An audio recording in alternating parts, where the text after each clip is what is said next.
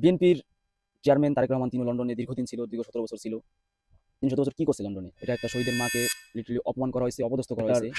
শফিকুর রহমান জামাতের আমির, তার যোগ্যতা কি? তার সোশ্যাল মিডিয়ার সব অ্যাকাউন্টগুলা হ্যাক করার চেষ্টা। আসসালামু আলাইকুম, আমি আবদুল্লাহ আফিন ফাহাদ। আমি ইংল্যান্ডের রাজধানী লন্ডনে বসবাস করতেছি এবং এখানে ইউনিভার্সিটি অফ হার্টফোর্ডশায়ারের আইন বিভাগে অধ্যয়নরত আছি। আজ আমি আপনাদের মাঝে আমিরে জামাতের যেই গতকালকে ঘটনাটা ঘটছে এবং এটা নিয়ে বিএনপির যেই প্রোপাগান্ডা এবং বাদবাকি সব কিছু ছড়াইতেছে, এগুলো নিয়ে আলোচনা করব।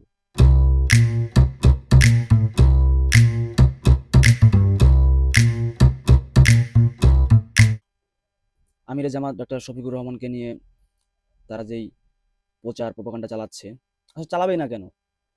তার যে ব্যক্তিত্ব, আমিরে জামাতের যে ব্যক্তিত্ব, তার যে যোগ্যতা, এটা তো তাদের নেতার নাই।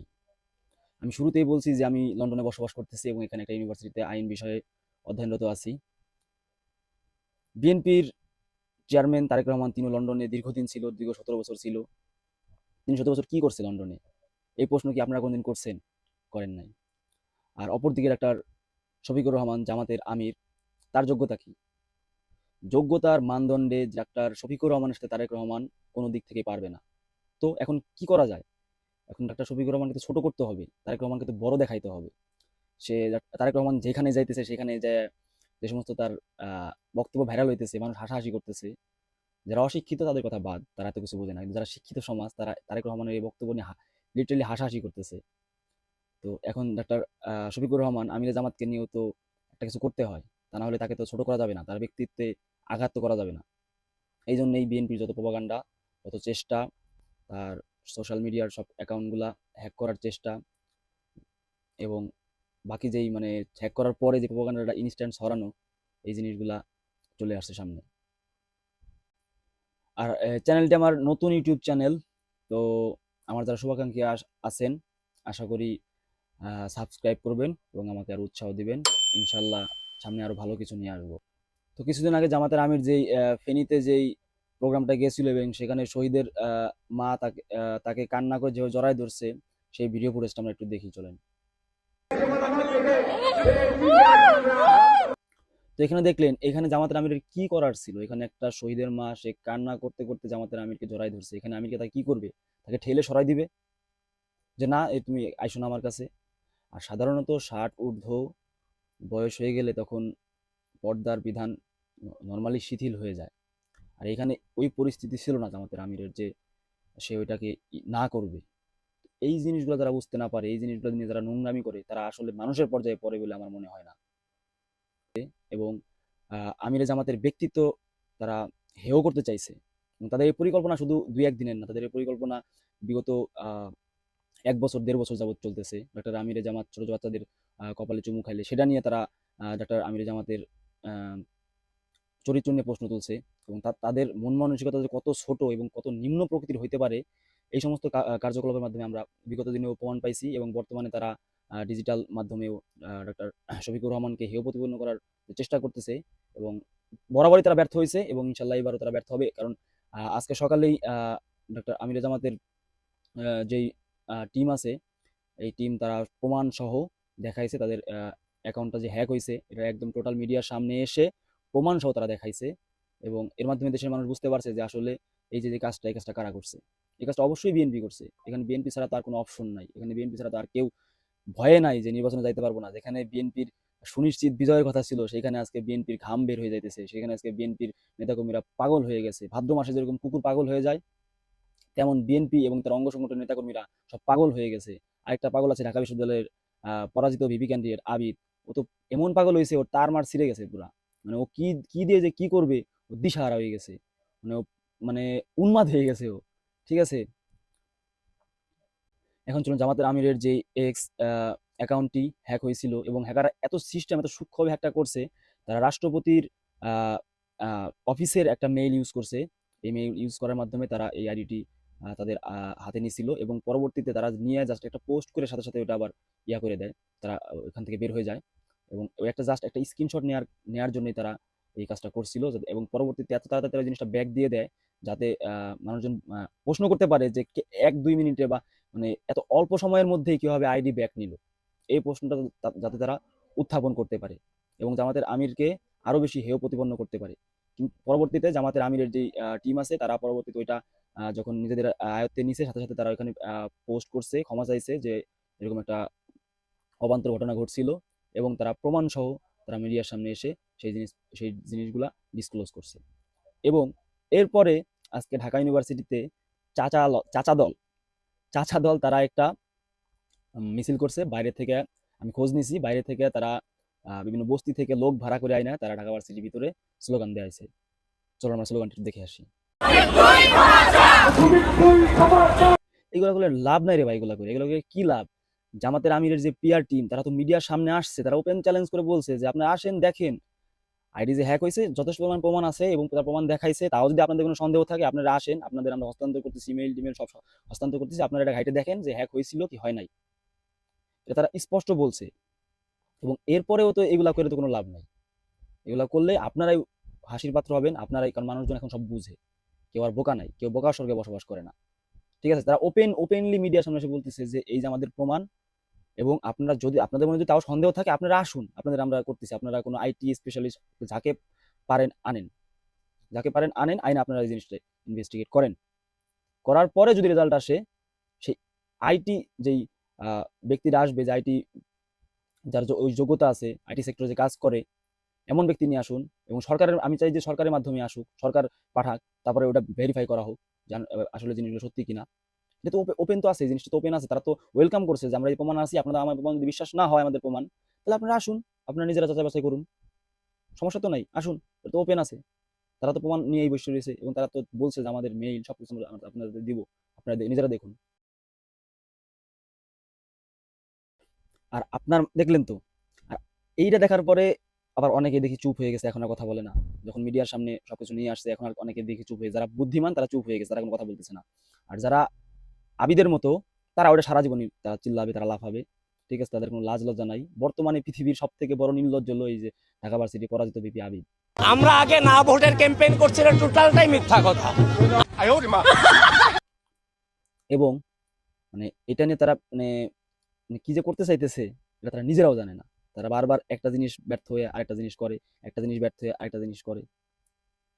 আর সব থেকে বড় ব্যাপার, আপনি যদি শিক্ষিত হন, আপনার মাথায় যদি গিলু থাকে, আর 10-12 দিন পর নির্বাচন, তো জামাতের আমির এত বুদ্ধি করে মানে একটা ছোট দল থেকে বিএনপির মতো দল রে তারা এখন ফাইট ব্যাক দিতেছে, এত কিছু সাজায় প্রত্যেক ইন্টারন্যাশনাল মিডিয়ায় তারা সবকিছু নিজেদের ইমেজটা ওরকমভাবে ক্রিয়েট করার পর, এখন নির্বাচনের 10-12 দিন আগে তারা মানে এরকম একটা নারী বিদ্বেষী কথা তারা ছড়াবে।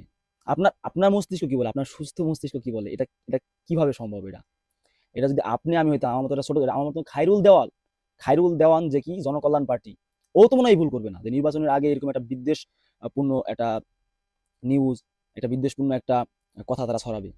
এদেশে কর্মজীবী মহিলারা আছে কয় কোটি, এই এত কোটি ভোটারের বিপক্ষে জামাতের আমির এই নির্বাচনের আগে সেই জিনিসটা করবে, এইটুকু কমন সেন্স জামাতের আমিরের নাই। এইটুকু কমন সেন্স এরকম জামাতের মতো একটা সুশৃঙ্খলিত একটা সংগঠনের নাই। তারা এই কাজটা করবে আপনাদের তাই মনে হয়? অসম্ভব।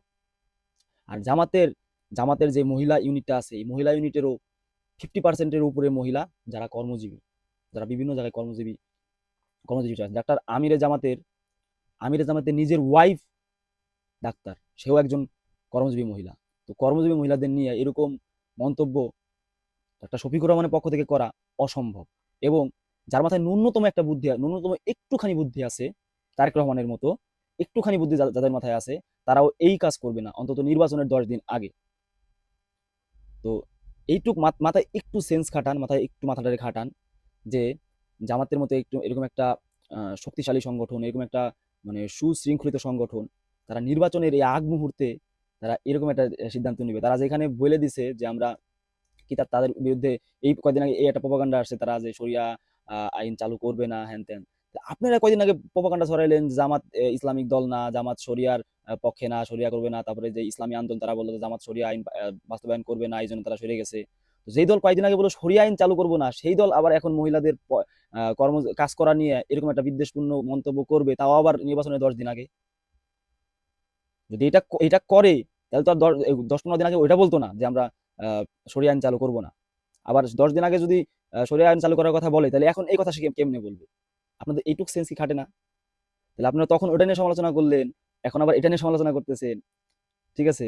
আবার আজকে আপনাদের দেখলাম, আমি একটা নিউজ পেলাম যে গাজীপুরের ছাত্র দলের এক কর্মীর হাতে একটা মহিলা নিহত। তো মানে যারা মহিলাদের সম্মান দিতে চাইতেছে, যারা মহিলাদের সম্মান দেয়, যারা, তারা এই ধরনের কথা বলবে মহিলাদের নিয়ে, তাও নির্বাচনের 10 দিন আগে, এবং এটা আমার বিশ্বাস করতে হবে, এটা বাংলাদেশের মানুষ বিশ্বাস করবে। আপনারা এরকম নাটক সাজাইছেন, এটা আসলে বোকামি, এটা আসলে ভণ্ডামি। তো আপনাদের এই ভণ্ডামি, আপনাদের এই এই ধরনের মানে কি বলে, কাঁচা মাথার খেলা, এই ধরনের খেলা দিয়ে আপনার জামাতের সাথে কখনোই ফাইট দিতে পারবেন না। ঠিক আছে?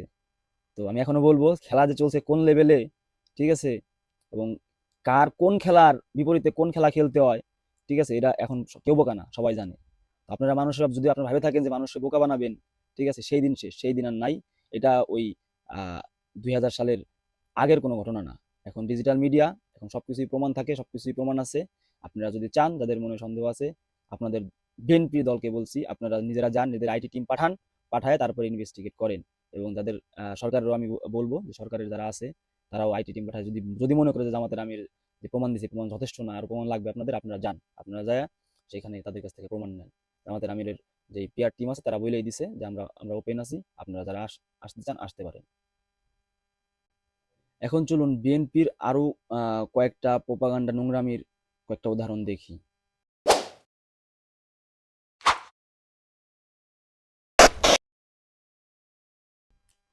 এবার আপনারাই বলুন, এরা কি সুস্থ মানুষ হইতে পারে? এদের মস্তিষ্ক কি আজও ঠিক আছে? আমার তো মনে হয় না। আমার মনে হয় এরা এদের মস্তিষ্ককে গুলিয়ে খেয়ে ফেলছে। এবং তাদের তারেক রহমান আসার পরে সেও সেম লাইনে চলতেছে। তার না আছে কোনো বুদ্ধি, না আছে কোনো শিক্ষাগত যোগ্যতা, তার কি আছে? শুধু বাপের নামটাই আছে, আর মার নামটাই আছে। তিনিও যে এরকম ছাত্রীদের মতো কথাবার্তা, প্রত্যেকটা দিন প্রত্যেকটা সমাবেশে সে ছাত্রীগিরি করতেছে, লিটারেলি ছাত্রীগিরি। গুপ্ত গুপ্ত গুপ্ত গুপ্ত যারা শিক্ষিত সমাজ আছে, তারা তারা এই ছাত্রীগিরি দেখতেছে এবং হাসতেছে, তারা নিয়ে মজা করতেছে। সবশেষে একটি কথাই বলবো, আপনারা বাংলাদেশের বিগত দিনেও দেখছেন যে নির্বাচন আসলে বা নির্বাচন শুরু হলে, নির্বাচনের মাঠ যখন জমজমাট থাকে, তখন একটা শ্রেণী যাদের হারার ভয় থাকে, যারা মনে করে যে আমরা মনে হয় সুষ্ঠু নির্বাচন হলে হাইরে যাব, তারা বিপক্ষ দলের ব্যক্তিদের নিয়ে এই ধরনের প্রচার প্রপাগান্ডা, এই ধরনের মিথ্যা বানোয়াট এগুলো ছড়াইতে থাকে, এগুলো ছড়ায়। এটা আসলে নতুন কিছু না। তো আমি বাংলাদেশের জনগণের কাছে এবং আমার যারা শুভাকাঙ্ক্ষী আছে, সবার কাছে আহ্বান করব, আপনারা ভোট দিন, যোগ্য প্রার্থী থেকে ভোট দিন, ইনসাফের পক্ষে ভোট দিন, যারা সৎ তাদের ভোট দিন। কোনো দুর্নীতিবাজ, কোনো ব্যাংক লুটেরা, কোনো সন্ত্রাসী, এদেরকে ভোট দিবেন না। সেই যে ইনসাফ যারা প্রতিষ্ঠা করতে চায়, ইনসাফ যারা কায়েম করতে চায়, যারা একটা আহ, সৎ এবং সমৃদ্ধশালী বাংলাদেশ গড়তে চায়, যারা বাংলাদেশের মানুষের টাকা মাইরে খাইতে চায় না, তাদেরকে ভোট দিন। এবং একটা সুস্থ ও সুন্দর বাংলাদেশ বিনির্মাণের জন্য সবাই শরিক হন। ইনকিলাব জিন্দাবাদ।